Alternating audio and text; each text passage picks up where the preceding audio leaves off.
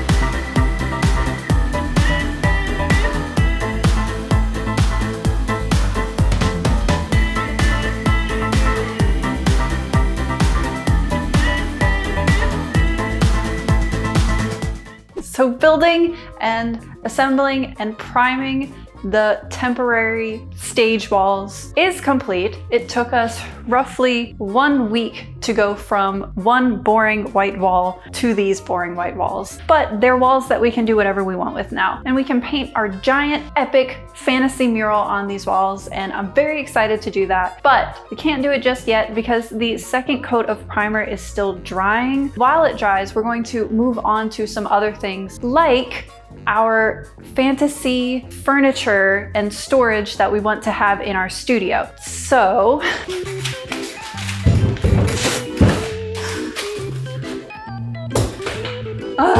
so we got these two beauties, one from the antique store. This one came from the clearance section at IKEA, or the as-is section. We got this majesty. So beautiful, and it's got so much storage. It's got glass shelves. And look, I'm not here to judge anybody's design choices or artistic expression.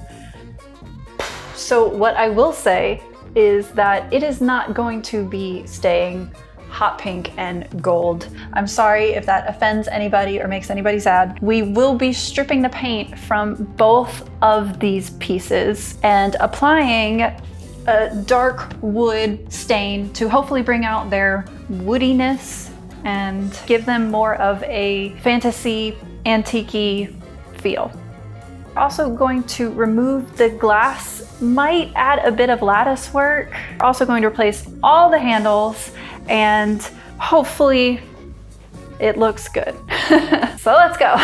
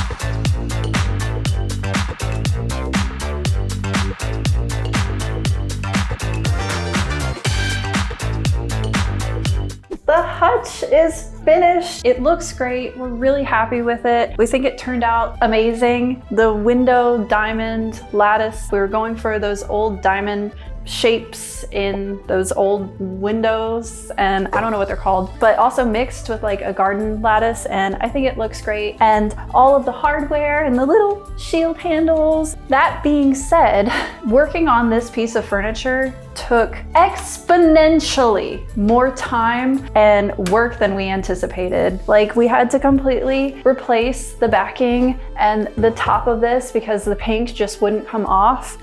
The inside is still a little bit pink, and there are still things that we want to add to it, like little embellishments, and the doors, which are still pink, by the way. We completely forgot about them. So Caleb is going to tackle these when I'm working on the mural. And in case you're curious about the IKEA bookshelf, it's basically the exact same as it was before, just without the doors and with new handles. And it's going to stay that way.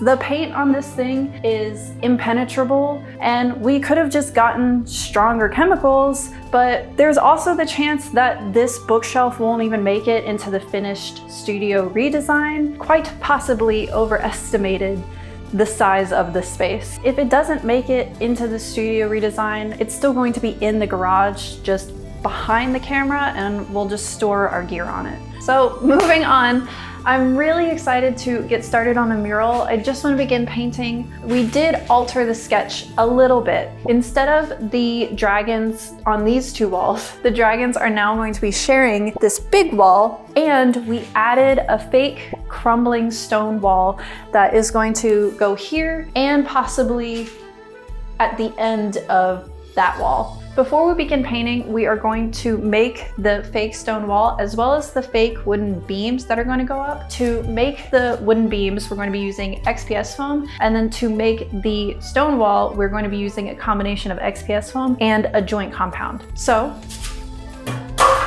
let's get to it.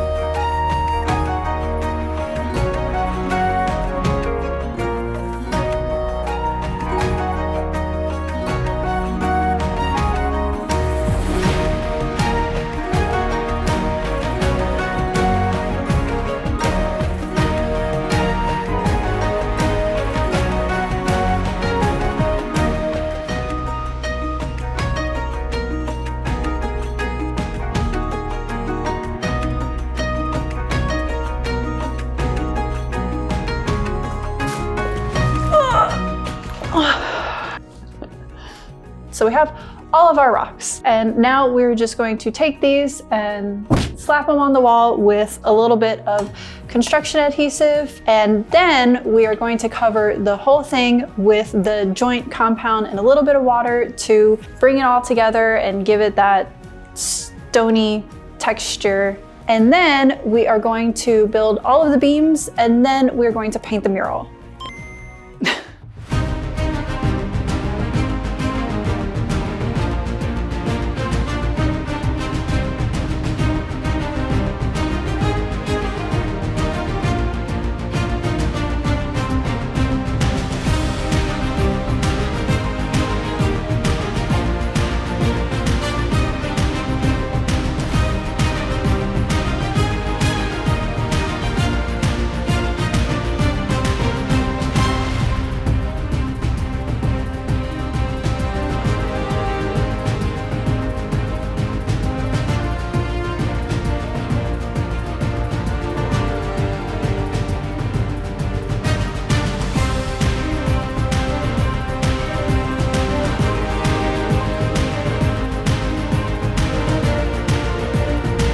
Oh, it's so sneaky. There's a hidden door here.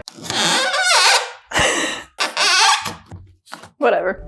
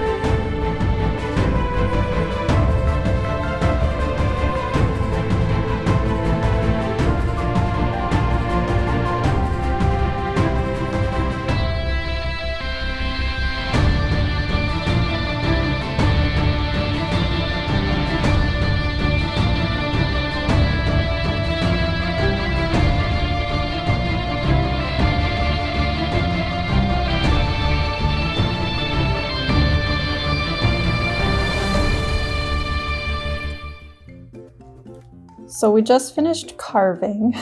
This is our scrap pile, and I refuse to part with any of it.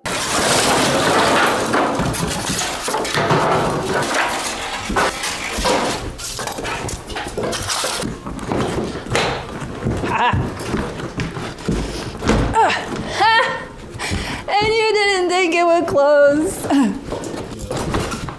Okay, now that all of that is cleaned up, we can begin carving all of these wooden beams to make them look more like wood. And then we can finally get to what this whole project has been building up to, painting the mural. The whole reason that we started this project was because I wanted to paint on some walls.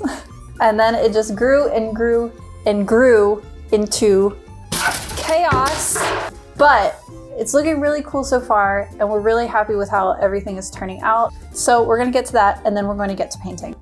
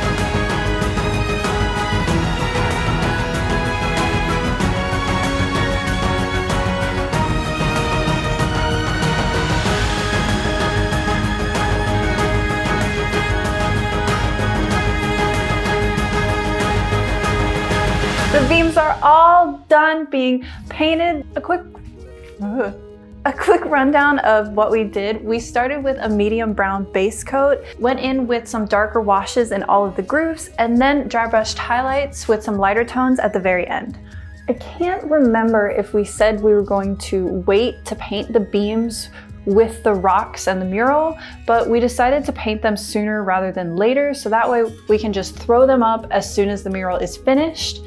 And speaking of, it is finally time to paint the mural. I'm really excited, also really nervous. I've never painted a mural before, or anything this large before, so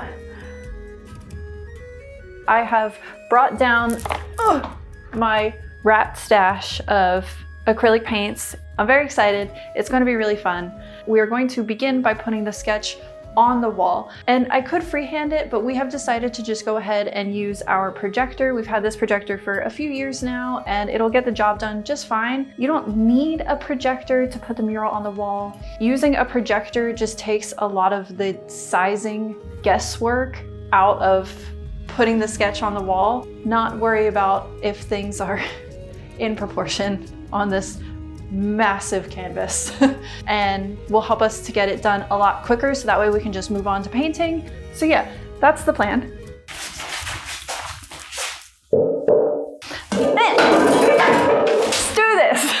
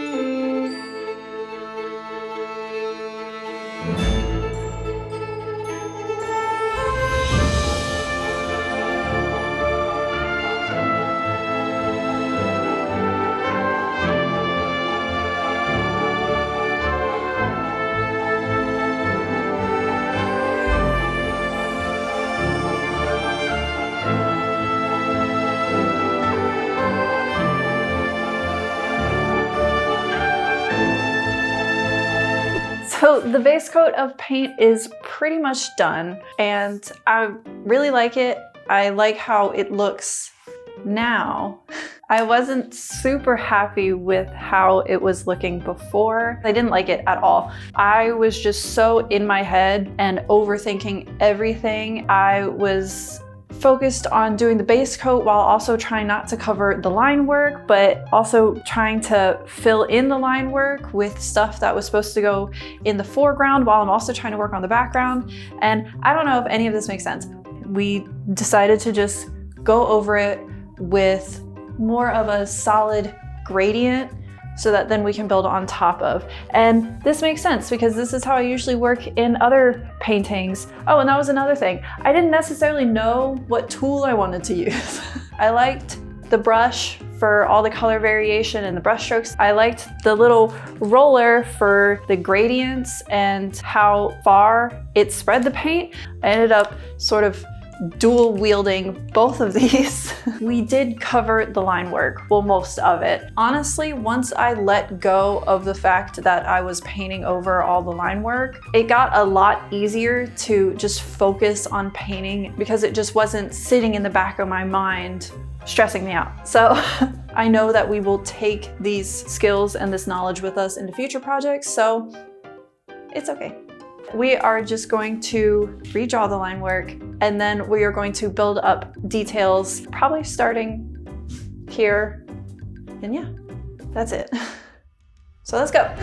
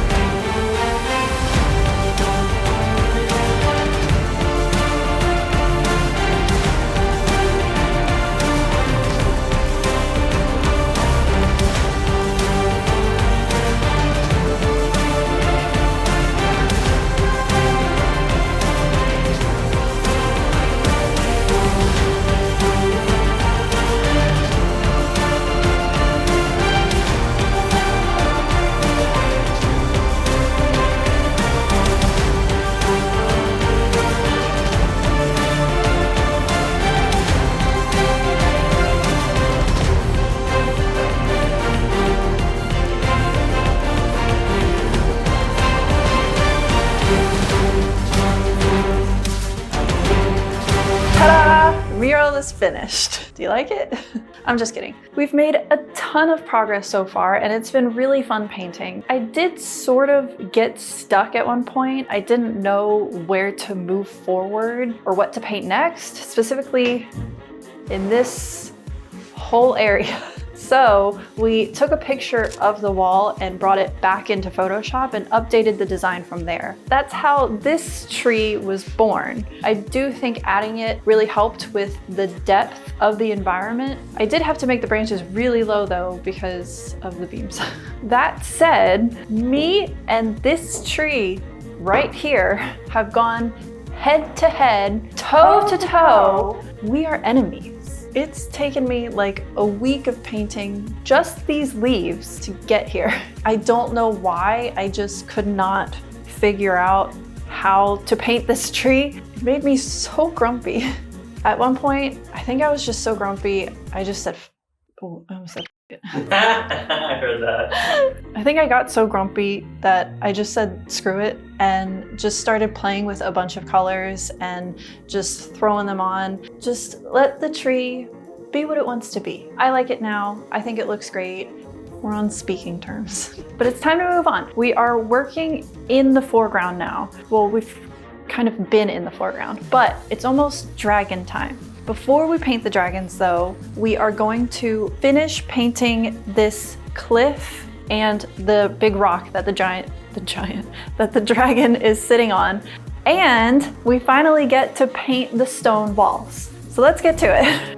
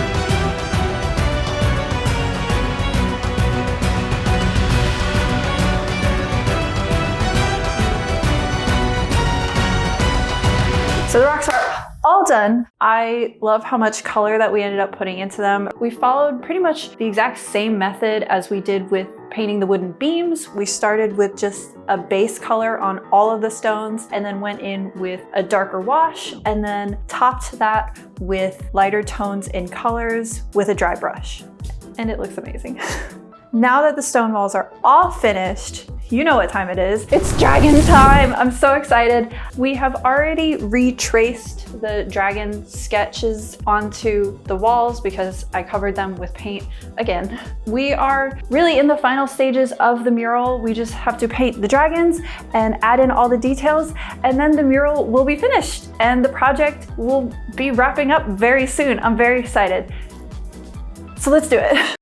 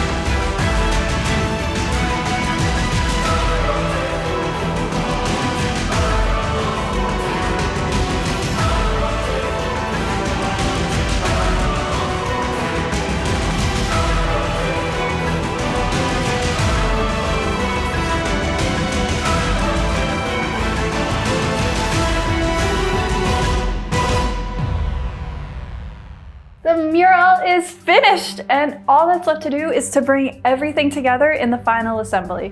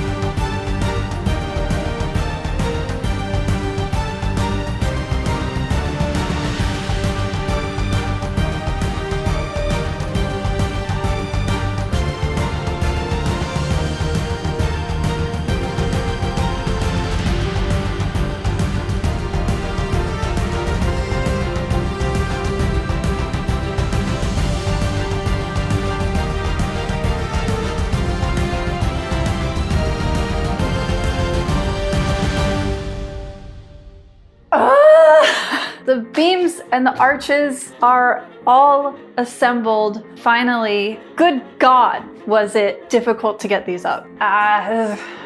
If I knew from the get-go how difficult it was going to be to assemble all of these, I don't think I would have made them as complex as they are. We knew that we were going to brace them all on the sides to the fake walls so that they would be secure.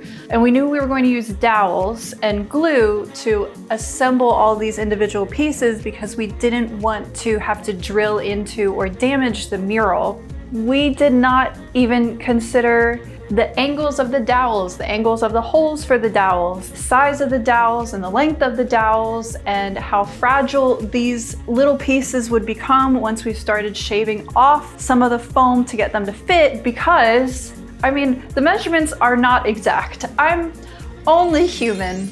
And we decided about halfway through that just side braces on these two outer beams was not enough. We just used the same L brackets that we used on the side, but we put them into the foam at the top, and then we just screwed the other side of the L bracket into the top of the stage wall. This seam right here and this seam right here, they are not glued in. So when we move, we can just pop them off like taking a hat off of a hook, and we can transport them. They're not perfect. There are some gaps and we broke a few pieces, but they're up and they look great. I mean, they look how we initially sketched everything out and planned from the start, which is crazy cool. We just can now wrap this project up. It has been quite a few months, way longer than we were anticipating. Let's wrap this project up.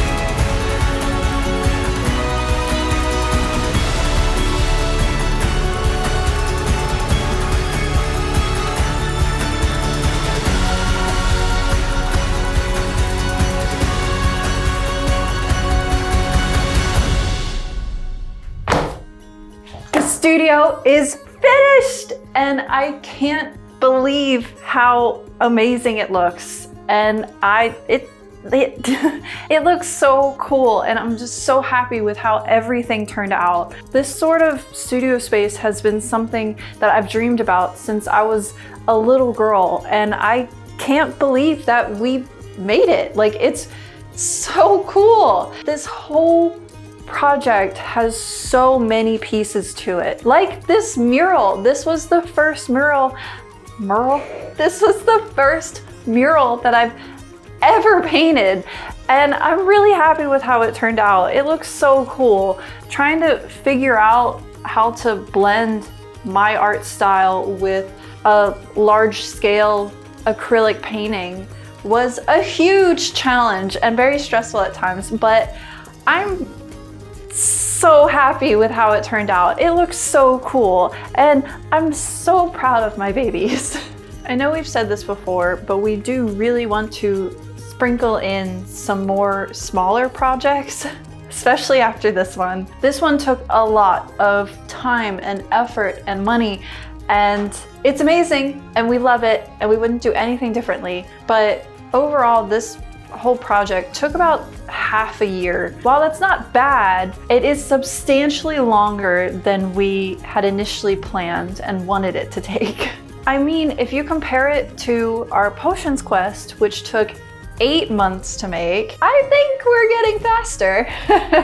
I also think that this whole project could have easily been divided into a bunch of smaller projects with their own dedicated videos. I feel like there were pieces of this project that didn't get like their proper spotlight because we had to cram so much in. There were even pieces of this project that didn't really get any spotlight or make it into the video at all. Like this workbench we made magically appear out of thin air. Speaking of this workbench, we do have an exciting announcement.